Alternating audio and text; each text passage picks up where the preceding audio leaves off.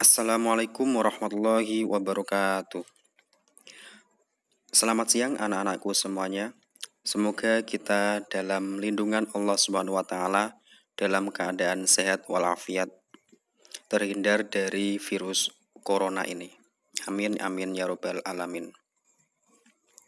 Pada pertemuan kedua ini, kita akan membahas materi yaitu macam-macam kitab Allah Subhanahu wa taala.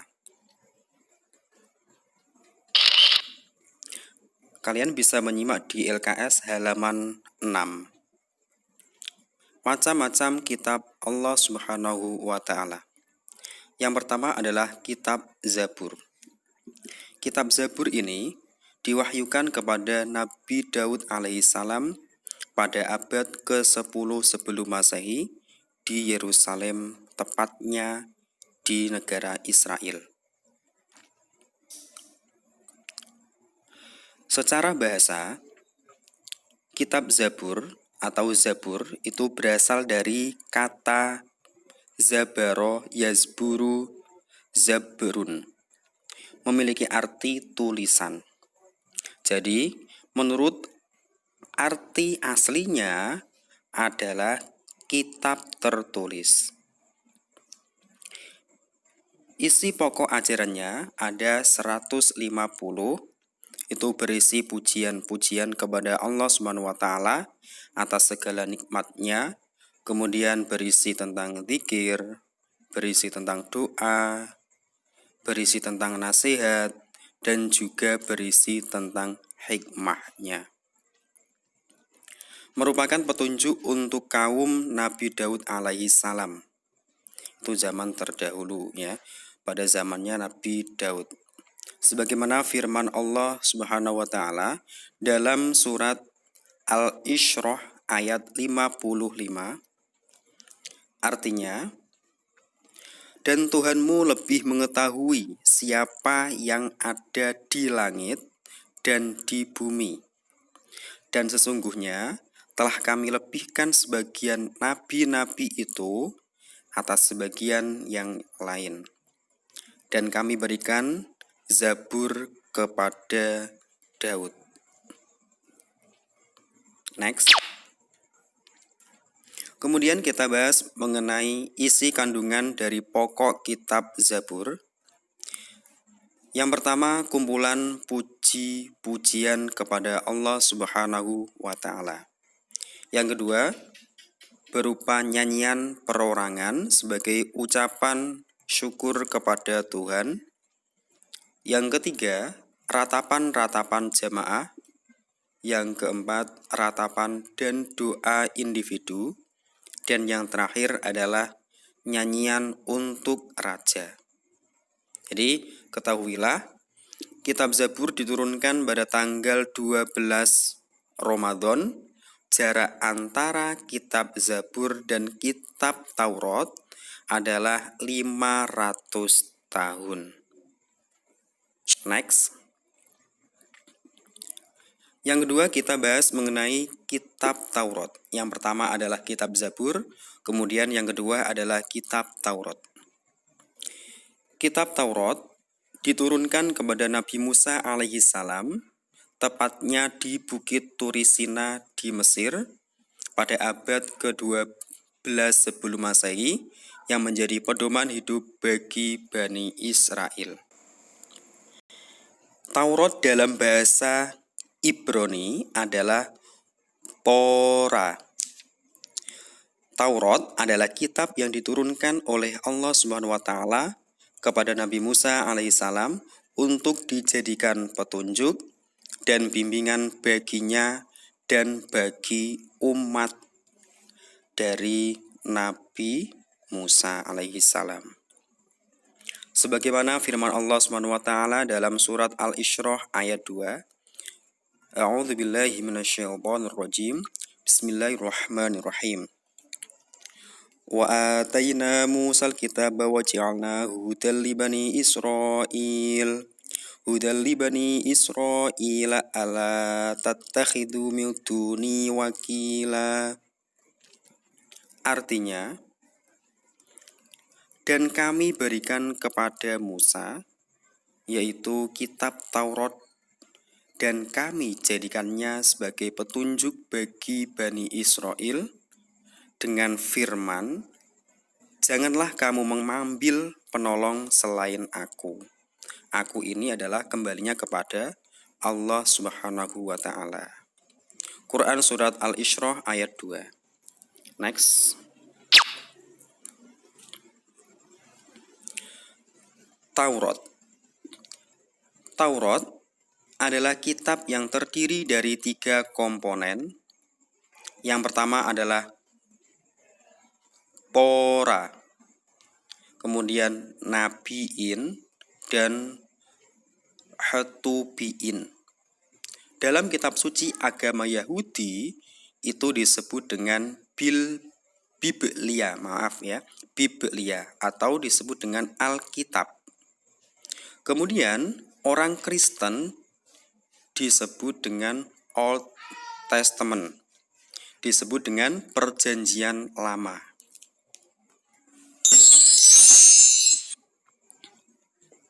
Taurat terdiri dari 5 kitab. Yang pertama adalah kitab Kejadian, disebut dengan Genesis. Itu berisi kejadian alam semesta dan kejadian Nabi Adam dan Ibu Siti Hawa, Ibu Hawa, sampai peristiwa Nabi Yusuf alaihissalam. Yang kedua adalah kitab Keluaran, disebut dengan Exodus, berisi cerita keluarnya Bani Israel dari penindasan Firaun, kemudian keberadaan Nabi Musa di Padang Tiah, semenanjung Sinai. Selama 40 tahun beliau bermunajat kepada Yahweh, yaitu Allah yang Maha. Kemudian diturunkan 10 perintah Tuhan, disebut dengan Ten Commandment, yaitu berisi 8 larangan dan 2 perintah. Berarti jumlahnya ada 10. Kemudian kitab Imamat atau disebut dengan Leviticus, berisi himpunan syariat dalam agama Yahudi. Kemudian kitab Bilangan. Kitab Bilangan juga disebut dengan Numbers, berisi cacah keturunan 12 suku Israel pada masa Nabi Musa alaihissalam.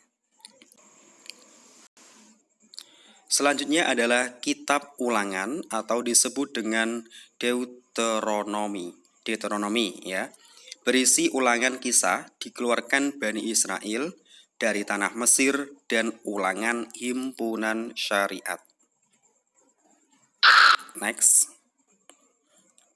Kita bahas ke-10 tadi, 8 dan 2 tadi, jumlahnya ada 10. Ten Commandment atau 10 perintah dalam kitab Perjanjian Lama. 8-nya itu adalah larangan, kemudian 2-nya adalah perintah. Yang pertama, jangan ada padamu ilah lain di hadiratku. Ilah ini artinya berarti Tuhan, Jangan ada Tuhan lain selain kehadiratku, berarti selain Allah. Tidak boleh mensekutukan Allah Subhanahu wa Ta'ala. Yang kedua, jangan membuat patung ukiran dan jangan pula menyembah patung, karena aku Allah Tuhanmu. Jadi tidak boleh membuat patung, Karena apa? Tuhan kita itu tidak berupa patung, Yang ketiga, jangan kamu menyebut Tuhan Allah dengan sia-sia. Sebagai contoh, ketika sampean mengaminkan ketika ada orang yang berdoa, itu jangan bilangnya yang amin, amin dan yang lainnya dengan bersunda gurau, tapi sampean mengaminkannya dalam hati dengan khusyuk, Jadi tidak mensia-siakan Allah atau ketika sampean menyebutnya. Yang keempat, jangan membunuh sesama manusia. Tidak boleh membunuh sesama manusia. Seperti halnya sudah dijelaskan dalam Al-Qur'an, itu barang siapa yang membunuh suatu kaum, ya, itu tidak boleh. Kemudian yang kelima, larangan berbuat zina. Larangan berbuat zina, tidak boleh. Yang keenam, larangan mencuri. Yang ketujuh, larangan menjadi saksi palsu. Ya, berarti di sini harus jujur, tidak boleh berbohong. Nomor 8, larangan yang terakhir adalah larangan berkeinginan memiliki hak orang lain. Kemudian perintahnya ada dua ini, 9 dan ke-10. Ingatlah hari Sabat supaya kamu sucikannya. Dan yang terakhir, berikan hormat kepada bapak ibumu. Jadi kita diharuskan, atau dalam perjanjian kitab tersebut itu diharuskan untuk menghormati kedua orang tua, ya. Selanjutnya yang ketiga adalah kitab Injil.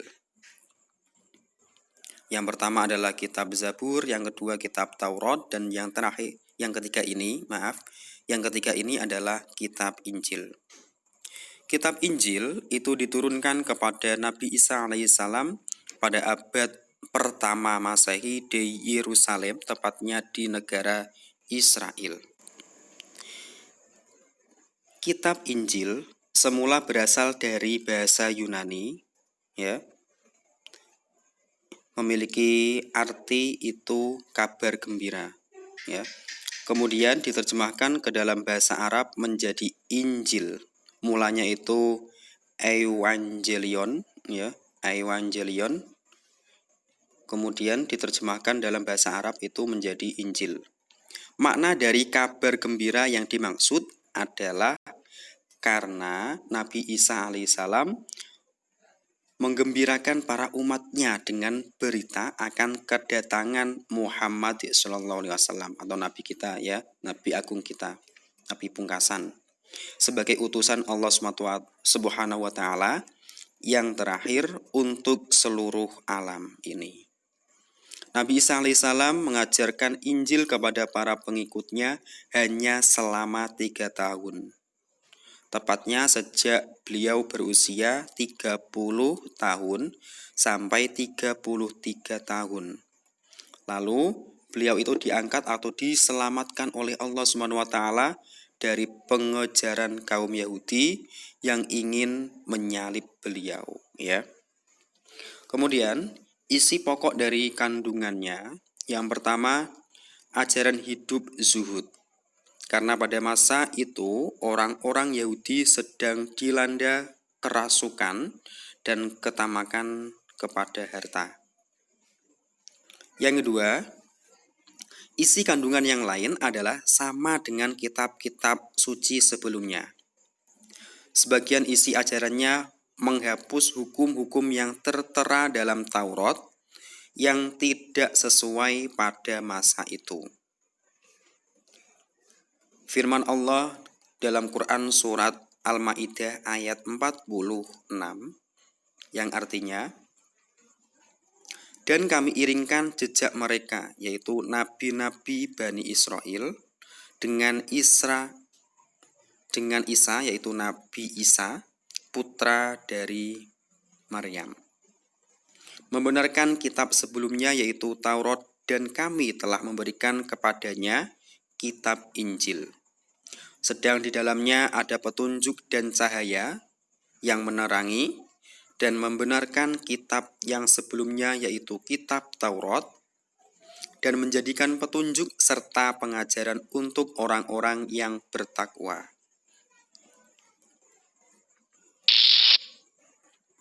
Selanjutnya, Injil berasal dari bahasa Yunani tadi, ya, yang memiliki arti kabar yang selamat. Injil yang sekarang itu yaitu Matius, kemudian Markus, Lukas, dan Yahya. Kesepakatan gereja-gereja pada tahun 325 Masehi, hanya 4 kitab tersebut yang diakui.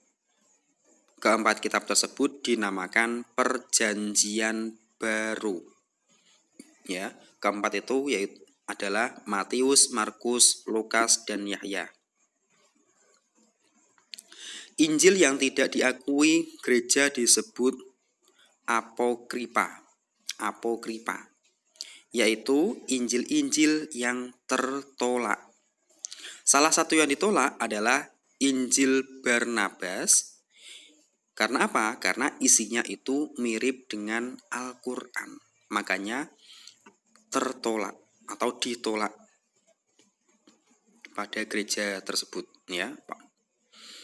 Ajaran Injil Barnabas isinya yaitu Yesus tidaklah disalib.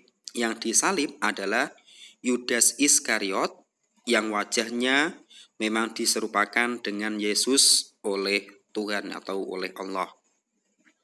Yesus bukan anak Allah, bukan pula Tuhan, tetapi dia adalah utusan Allah. Putra Ibrahim yang dikurbankan karena perintah Allah adalah Ismail, bukan Ishak. Juru selamat yang dinanti-nantikan bukanlah Yesus, tetapi Muhammad SAW sebagai utusan terakhir. Itu adalah isi dari Injil Barnabas yang ditolak pada gereja-gereja pada tahun 325 Masehi itu.